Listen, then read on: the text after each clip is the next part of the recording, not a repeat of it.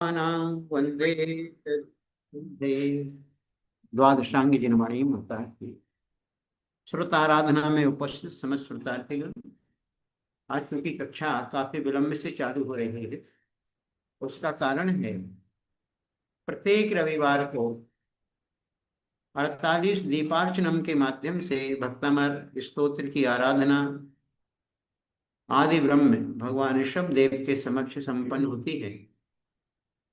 हर रविवार को अलग अलग मंदिर का महिला मंडल इस कार्यक्रम में आ रहा है। जब समूह ही ज्यादा रहता है तो वो कार्यक्रम में से 7:45 तक संपन्न हो जाता है, लेकिन फिर उसके बाद महिला मंडल के लिए कुछ शुभाशीष उद्बोधन भी देना होता है, तो उस वजह से थोड़ा सा आज की कक्षा में विलम्ब हुआ है। तो हर रविवार को थोड़ा सा आप लोग भी वेट करेंगे, क्योंकि संगठनों को संगठित करने के लिए कुछ उद्बोधन आदि देना भी आवश्यक होता है। उस वजह से कुछ विलम्ब। चलो, आज अभी हम तत्वार्थ सूत्र बाद में लेंगे, पहले द्रव्य संग्रह को ले रहे हैं। द्रव्य संग्रह की कक्षा को आज पहले ले रहे हैं, बाद में अपन तत्वार्थ सूत्र ले लेंगे। अभी हमने परसों आपको 22 नंबर के सूत्र 23 नंबर के सूत्र तक का विषय हो गया था। 23 नंबर की गाथा में बताया था, जीव और अजीव के भेद से द्रव्यों के 6 भेद जानना चाहिए। जीव द्रव्य और अजीव द्रव्य में 5 आ जाते हैं, पुद्गल, धर्म, अधर्म, आकाश का। इस प्रकार जीव और अजीव के भेद से द्रव्यों के 6 भेद होते हैं। उन 6 द्रव्यों में काल द्रव्य के अलावा 5 द्रव्यों को अस्तिकाय जानना चाहिए। काल द्रव्य अस्तिकाय में नहीं है, द्रव्य में तो है, लेकिन अस्तिकाय में उसकी गणना नहीं की गई। क्यों नहीं की गई है? तो उसका कारण ये है, आगे कथा नंबर 24 में अस्तिकाय का स्वरूप बतला रहे हैं। द्रव्य संग्रह गाथा नंबर 24। संति जदोतेणे दे संति जतो तेनैवे अत्थित्ति भणन्ति जिणवरा जमः अत्युत्थि भणन्ति जन्मराजम्हा काया एव बहुदेशा काया इव बहुदेशा तमः कायाय अत्थिकायाय। तमहा कायाय अत्थिकायाय। बतला रहे, जदो अर्थात क्योंकि, एदे अर्थात ए द्रव्य, संति अर्थात हैं, विद्यमान रहते हैं, इसलिए तो इनको अत्थि भणन्ति अस्थि कहते हैं। और काया एवं बहुदेशा, शरीर की तरह बहुप्रदेशी होते हैं, इसलिए इनको अस्तिकाय बोलते हैं। कह दिया कि जीव आदि, जीव, पुद्गल, धर्म, अधर्म, आकाश, ये 5 द्रव्य हमेशा विद्यमान रहते हैं, और शरीर की तरह इनमें बहुत सारे प्रदेश पाए जाते हैं, इसलिए इनको बहुप्रदेशी होने से अस्तिकाय में दिया जाता है। काल द्रव्य है तो, लेकिन बहुप्रदेशी नहीं है, इसलिए काल द्रव्य को अस्तिकाय में नहीं दिया जाता है। अब प्रश्न उठता है कि किस द्रव्य के कितने प्रदेश होते हैं? तो गाथा नंबर 25। होन्ति असंख्या जीवे होन्ति असंख्या जीवे धम्मा धम्मे अनंत आयासे धम्मानन्दे अनन्त आयासे मुत्तेति वेह पदेशा मुक्तिर्वे परेशा कालस्य गौणतेन सो काओ। कामस्य गुणतेन सो काओ। होन्ति यानी होते हैं, असंख्या ने असंख्यात प्रदेश होते हैं। तत्वार्थ सूत्र के 5वें अध्याय में भी अपन पढ़ चुके हैं। जीवे अर्थात एक जीव द्रव्य में असंख्यात प्रदेश होते हैं। धम्य अधम्य यानी धर्म द्रव्य और अधर्म द्रव्य में भी असंख्यात प्रदेश होते हैं। आयासे अनंत, और आकाश में अनंत प्रदेश होते हैं। गाथा का अर्थ ध्यान से समझें। आयासे अनंत प्रदेशा, आकाश में अनंत प्रदेश होते हैं। जीव द्रव, धर्म द्रव और अधर्म द्रव में असंख्यात प्रदेश होते हैं। मुत्ते यानी मूर्तिक में तिवेह पदेशा, 3 प्रकार के प्रदेश होते हैं। मूर्तिक से पुद्गल लिया जाता है।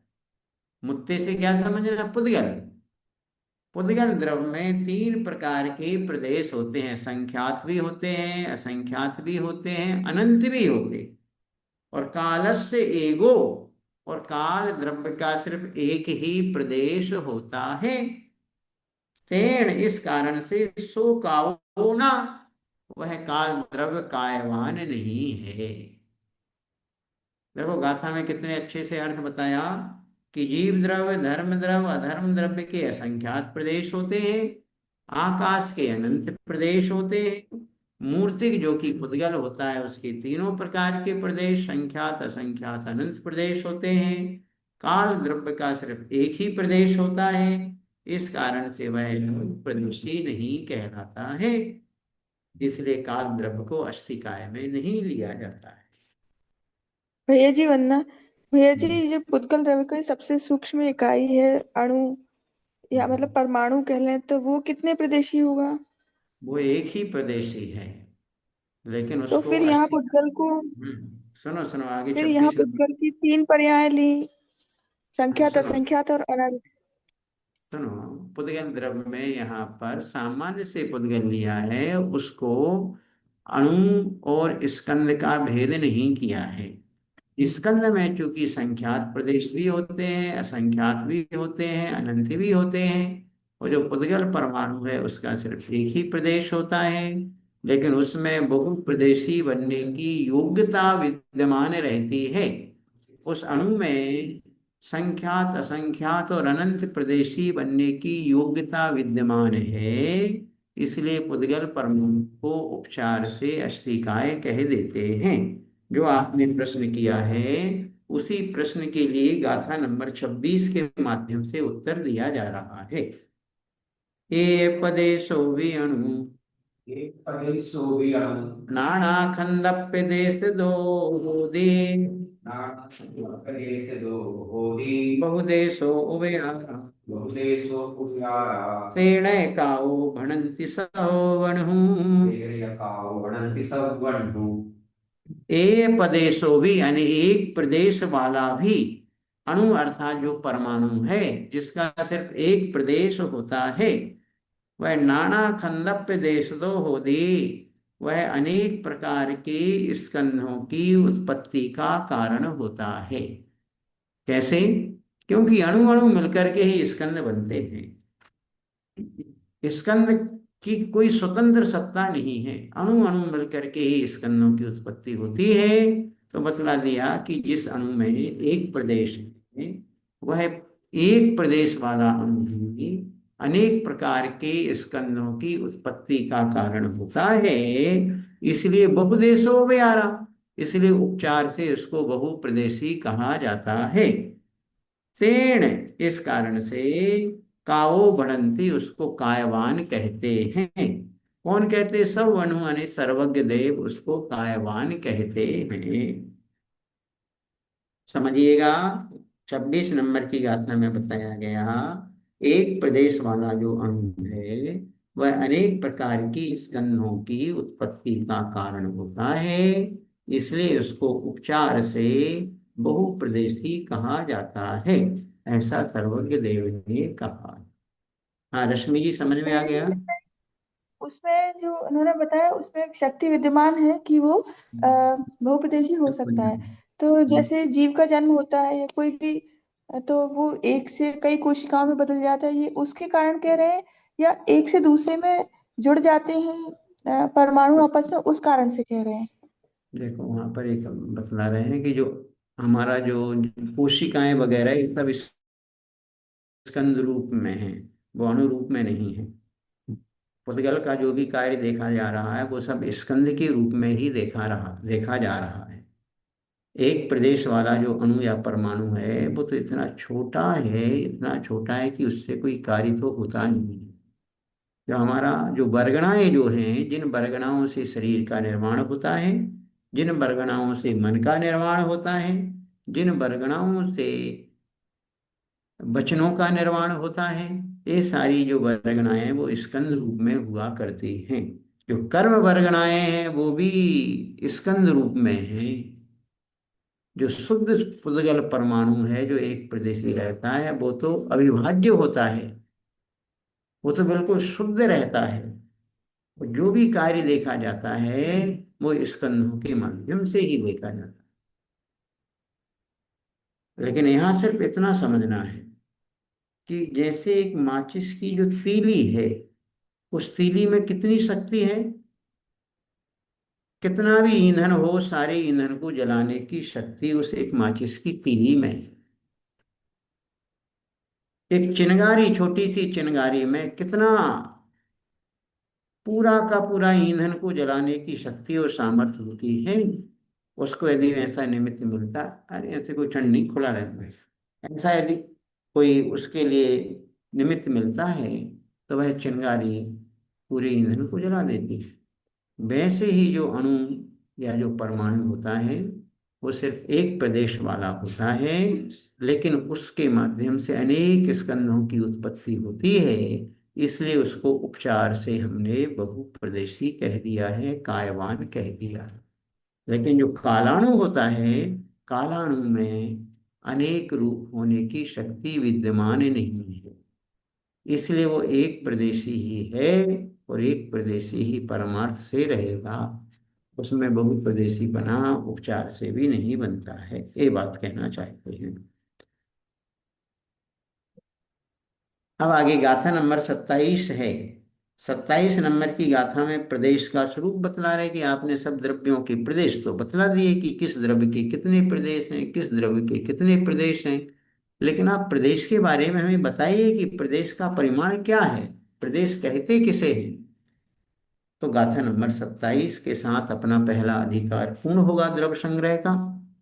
जावदी हमें आयासम अविभागे पुग्गलानुबद्धम्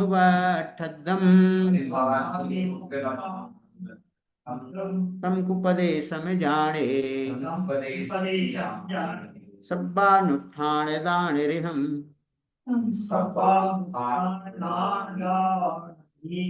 दानिरिहम्। जावदेयम आयासम अर्थात जितने आकाश में अविभागी यानी विभाग से रहित पुग्गलाणु पुद्गल परमाणु जो कि विभाग से रहित है, जितने स्थान के आकाश को रोक करके रखता है, तम प्रदेशम जाने, उसको प्रदेश जानना चाहिए। प्रदेश कितना छोटा, पुद्गल की वो सबसे छोटी इकाई, सबसे छोटी यूनिट का नाम क्या है, प्रदेश है। क्षेत्र की सबसे छोटी यूनिट का नाम क्या है, प्रदेश है। तो बतला दिया। उसका माप कैसे निकाला, पुद्गल परमाणु की वो सबसे छोटी अवस्था जितने आकाश को रोक करके रखती है, उस स्थान का नाम क्या है, क्षेत्र। उसी को बोलते हैं प्रदेश। तम को प्रदेशम जाने, उसको प्रदेश जानना चाहिए। और उस एक प्रदेश में कितनी शक्ति है, सभ्य अनुष्ठान दान रिहम, सर्व परमाणुओं को स्थान देने की शक्ति उस प्रदेश में होती है। अर्थात एक प्रदेश वाले स्थान पर भी असंख्यात अनंत परमाणु आकर के समाहित हो जाते हैं, उसमें इतनी सामर्थ्य है।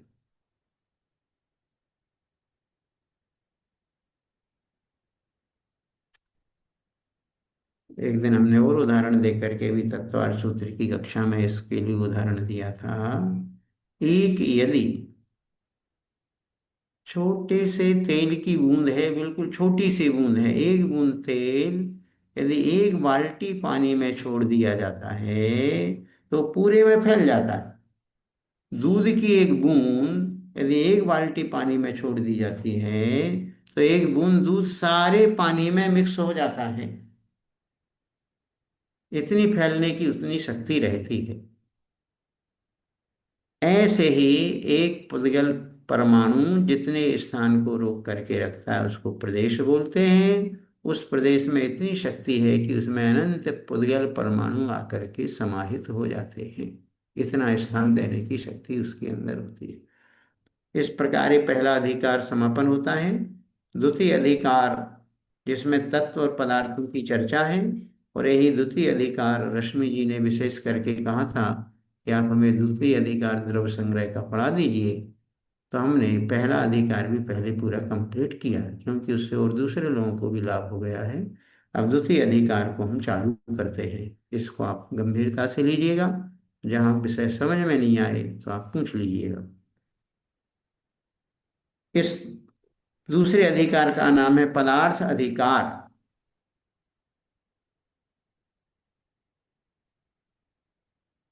पहले नहीं अधिकार का लगाएंगे हम। नाम वो अधिकार था, दूसरे अधिकार का नाम है पदार्थ अधिकार। आसव बंधन संवर निज्जर मोक्खा स पुण्य पावाजे, जीवा जीव विशेषा ते भी समासेन पभृणामो। बतला रहे हैं, आसव आने आश्रव, बंधन आने बंध, संवर आने संवर, निज्जर आने निर्जरा, मोक्ष आने मोक्ष, पुण्य पावाजे और पुण्य और पाप से सहित, जीव अजीव विशेषा, जीव और अजीव द्रव्यों के जो विशेष भेद हैं, क्योंकि जीव और अजीव दो ही मूल में तत्व हैं, दो ही मूल में द्रव्य हैं, और दो ही मूल में पदार्थ हैं, और दो ही मूल में अस्तिकाय हैं। मूल में दो द्रव्य हैं, जीव अजीवम द्रव्यम। मूल में तत्व भी दो हैं, जीव अजीव तत्व। अब इनके कुछ संयोग से और कुछ उनके वियोग से सात तत्व बन जाते हैं, अथवा नौ पदार्थ भी बन जाते हैं। देखो, जीव अजीव दो हुए। आश्रव, जीव अजीव का आपस में संयोग बनता है, जीव ऐसे परिणाम करता है तो कर्म का आश्रव होने लगता है। जीव अजीव के साथ मिलके एक में एक हो जाता है तो बंध तत्व बन जाता है। संवर कैसे बनता है? आश्रव को रोक देते हैं तो संवर बन जाता है। निर्जरा तत्व कैसे बनता है? जो कर्म बंधे थे उनका एक देश छड़ते हैं तो वो निर्जरा हो जाती है। मोक्ष तत्व कैसे बनता है? संपूर्ण कर्मों का अभाव हो जाने से जीव की मुक्ति हो जाती है। और पुण्य से सहित जीव होता है तो उसको पुण्य पदार्थ कहते हैं, और पाप से सहित जीव होता है तो उसको पाप पदार्थ बोलते हैं। तो सात भैया जी तत्व। वंदना। हम्म, भैया जी, आपने पिछली गाथा में ये बताया कि एक अणु जितने आकाश के भाग को घेर रहा है वो प्रदेश का स्वरूप जानना चाहिए। और फिर दूसरी बात ये भी कि उसमें और भी परमाणुओं को अपने अंदर समाहित करने की शक्ति होती है। तो ये तो विरोधाभास है दोनों बातें। नहीं, विरोधाभास नहीं है। विरोधाभास उसको नहीं समझो, उसमें मतलब पहले तो उसका क्षेत्र बतला दिया कि क्षेत्र कितना सा है। उसका एक प्रदेश उसे बोलते हैं जहाँ पर अविभागी पुद्गल परमाणु जितने स्थान में रहता है वो तो कहलाता है प्रदेश। उस प्रदेश के अंदर इतनी शक्ति है कि उसमें ऐसे असंख्यात परमाणु आकर के रह सकते हैं। प्रदेश मतलब स्पेस इतना छोटा सा है कि अविभागी पुद्गल परमाणु जितने स्थान को घेरता है उसको बोल दिया प्रदेश। प्रदेश की परिभाषा, उस एक प्रदेश में इतनी शक्ति है कि वहां पर असंख्यात परमाणु आकर के समाहित होकर के रह जाते हैं। जैसे भैया जी आपने उसमें बताया था तत्वार सूत्र में, शायद 5वें अध्याय में था, प्रकाश के अंदर समाहित होता जाता है, एक दीपक के अंदर दूसरा दीपक रखते जाते हैं, इसी तरह से शायद। हाँ, वही है। तो जी। प्रश्न आता है कि बंधन। जैसे कि प्रकाश है, प्रकाश हम ऑन करते हैं, एक लाइट हमने ऑन की, एक लट्टू जलाया, एक बल्ब जलाया, उसका प्रकाश एक रूम में फैल गया। उसी लट्टू को जब हमने एक डिब्बे के अंदर बंद किया तो उसका प्रकाश एक डिब्बे के अंदर रह गया। उस डिब्बे हमने चार बल्ब ऑन कर दिए, उसका प्रकाश, चार बल्ब का प्रकाश भी एक डिब्बे में रह जाता है, और उन्हीं चार बल्ब का प्रकाश पूरे हॉल में फैल जाता है। ऐसा संकोच विस्तार होता रहता है उसमें। तो जीव और अजीव के विशेष भेद हैं, ते भी समासेन, उनको भी हम संक्षिप्त में पवनामो आने कहते हैं। आश्रव, बंध, संबर, निर्जरा, मोक्ष, पुण्य, पाप, ये सब जीव अजीव के विशेष भेद हैं जिनको हम संक्षेप में कहते हैं। अब चूंकि जीव अजीव द्रव्य की चर्चा तो हम पहले कराए हैं, तो इसलिए जब तत्व की बात आएगी तो जीव तत्व भी वही है जो जीव द्रव्य है, अजीव तत्व भी वही है जो कि अजीव द्रव्य था। अब आश्रव तत्व की चर्चा करते हैं 29 नंबर की आदि में। आश्रव आने कर्म के आने के द्वार को आश्रव बोला जाता है। कर्म आगमनम द्वारम आश्रवः, जिस स्थान से जहाँ से कर्म आते हैं उस आने के द्वार को आश्रव बोला जाता है। वो आश्रव दो प्रकार का होता है, एक भाव आश्रव और एक द्रव्य आश्रव। तो भाव आश्रव किसे कहते हैं और द्रव्य आश्रव किसे कहते हैं, तो इसको समझो। आसवदिजेणिकम् आसवदीजेणकम् परिणामेण पणो सविण्णेयो परिणामेण पणो सविण्णेयो परिणामे नप्पणो सविण्णेयो भावासवो जिणुत्तो कम्मा सवणम परो होदे। अब देखो, अपनो बोलते हैं आत्मा के, जेण परिणामेण जिस परिणाम से, कम्मम आसवदि कर्म आता है, अर्थात आत्मा मतलब जीव द्रव्य जिस प्रकार के परिणाम करता है उस परिणाम से जो कर्म आता है, तो उस आत्मा के उस परिणाम को भावासवो भाव आश्रव जानना चाहिए। और कम में आसवणम और कर्मों का आना, परो अर्थात द्रव आश्रव होदी यानी होता है। दो चीजें हैं, एक भाव करना, हमने कहा कि हमें आज पूजा करना है, हमने भाव से पुण्य आश्रव कर ली,